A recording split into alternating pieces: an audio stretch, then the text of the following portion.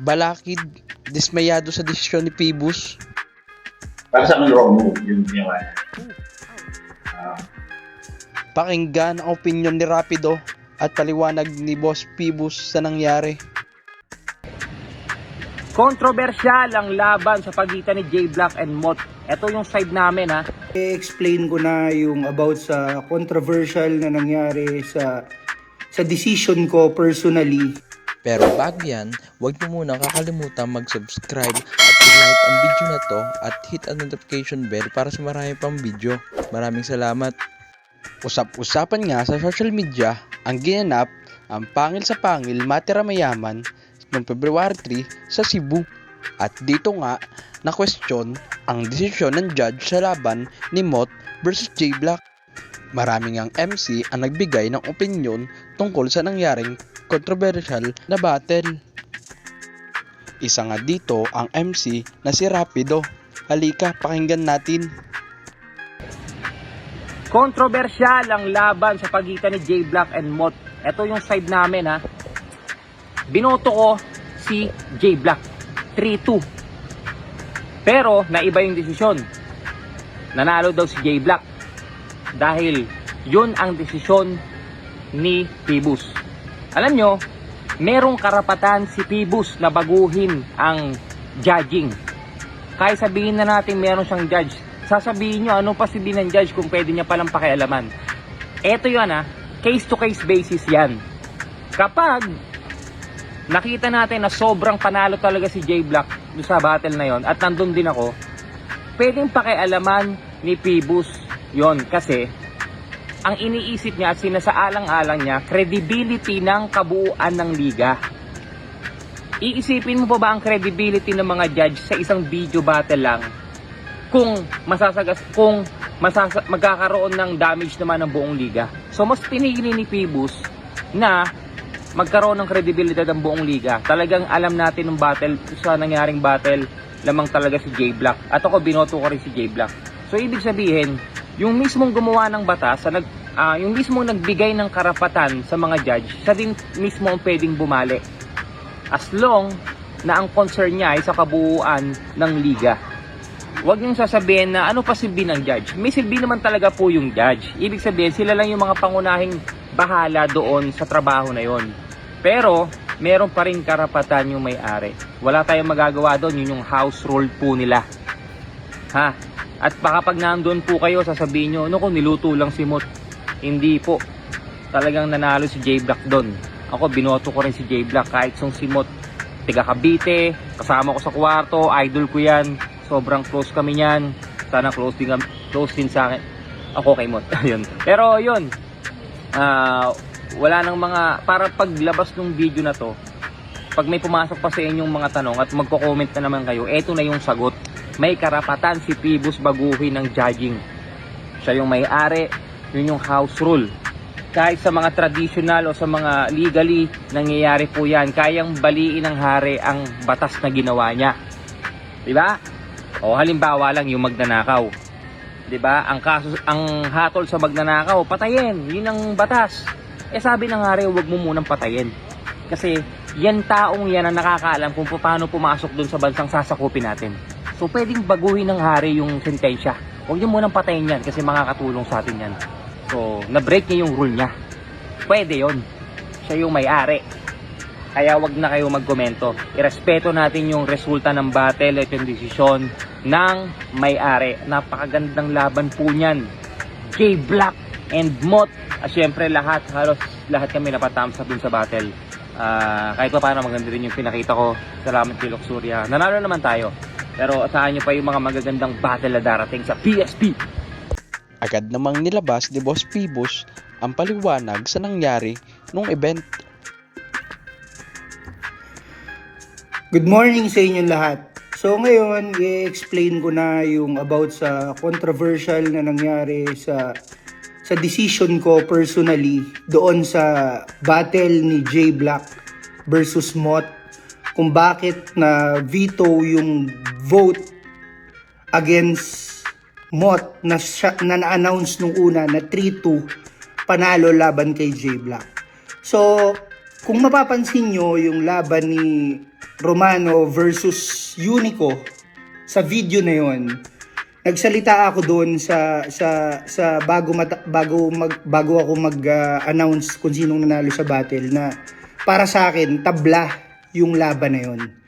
So ngayon, a night before the judging, a night before the event sa Pangil, iminit ko yung mga judges dito sa room ko.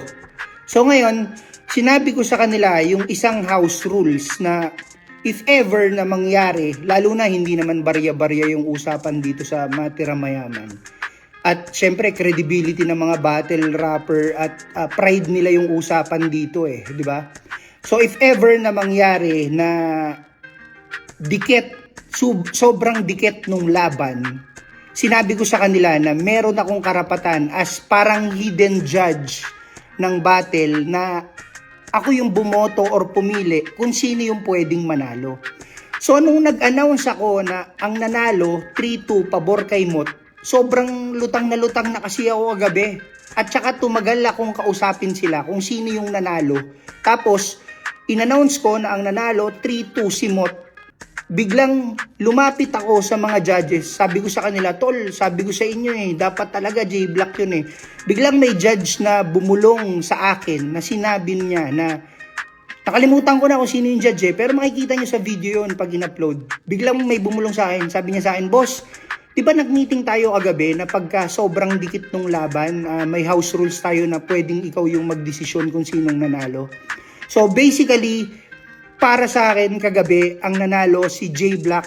Kaya according sa house rules namin ng judging, ang panalo talaga si J-Black. So, para malinawan lang kayo lahat at hindi na kayo mag-isip ng kung ano-ano, panoorin nyo na lang yung video kung bakit ako personally ang naging desisyon ko si J-Black sa pag-upload namin. So, gusto ko lang na hindi masira yung credibility ng liga, hindi na maulit yung mga naunang pagkakamali.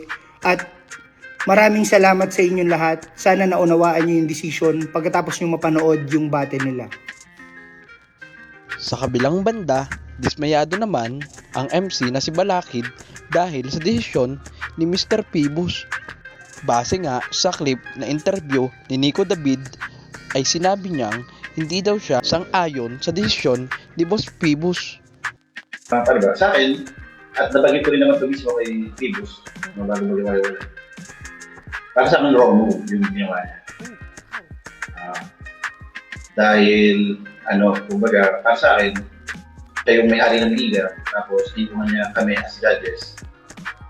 Ibig sabihin, kumbaga, kami yung, binibigyan niya ng, authority na magtiba ng mga laban at magbigay nga ng ano ako.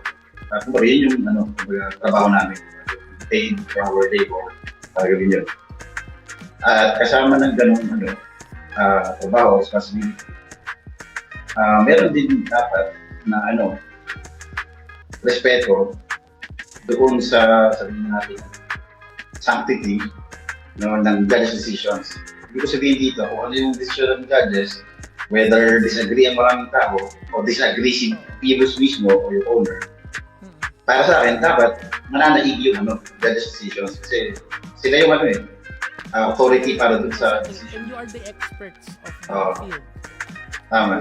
So para sa akin, kung disagree man siya sa decision namin, mas mainam na pinotektahan niya pa rin yung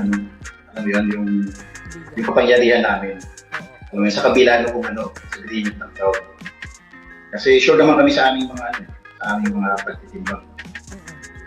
So para rin siyang slight disrespect rin sa amin as the judges, like hinahin mo kami, kumbaga you trust us, di ba? Parang hinahin mo kami, ibig sabihin, may tiwala ka sa amin, pagpilatis ng data sa pagbibigay ng amin.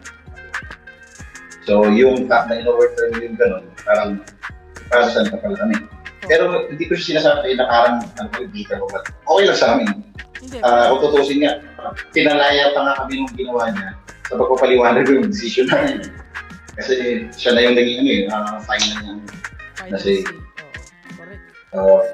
ang sabi ko sa kanya, ang pwede maging masama epekto ito ang dalawang run sa sa tournament ay magiging hindi kasi tatag yung tiwala ng mga tao dun sa decisions na moving forward. Kasi halimbawa, kung magkaroon na isang laban under the tournament na dikit ulit, alam mo, dikit ulit yung laban o controversial ulit yung decision, pwede na pag-isipan ng mga tao pagdudaan kung alin yung mas importante na ngayon, yung boto ng judges o sige kay Phoebus na. Kasi pwede niya palang i-overturn right? Correct. So, pwede siya mag-create ng doubt dun sa dun sa tatag ng judges' decisions. Correct. So, Mas madali sana o hinayaan niya na lang na disagree yung mga tao pero firm siya dun sa decisions kasi moving forward, ano man ang mangyari, pwede niya naman palayain yung sarili niya sa blame. Diba? Kunyari, disagree siya sa sa decision, di ba? Kami yung pwede sisihin. Kami naman yung pumili yun. Oo, Kayo mga tol, ano masasabi nyo? Paki-comment below naman mga opinion nyo at huwag nyo kakalimutan mag-subscribe at mag-hit ng notification bell para sa maraming video. Maraming salamat!